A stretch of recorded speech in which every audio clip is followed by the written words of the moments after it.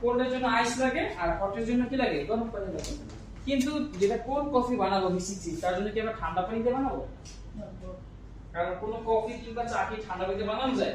একটু ফ্লেভার আসে না। এখন এটা আমরা গুঁড়া করব।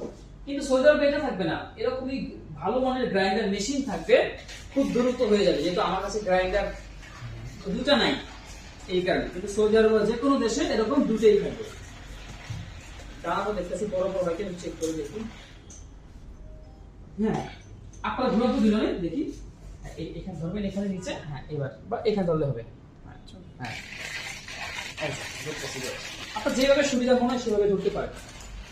আমি এই কফিটার নাম কি? আচ্ছা এটা কত মিনিটে বানাবো গরমটা? 3.5 মিনিট। মানে গরম কফিটা বানাবো 3.5 মিনিটের মধ্যে, আর যেটা B60 আইস সেটা বানাবো 2.5 মিনিটের মধ্যে। এটা একটা রেশিও আছে, মানে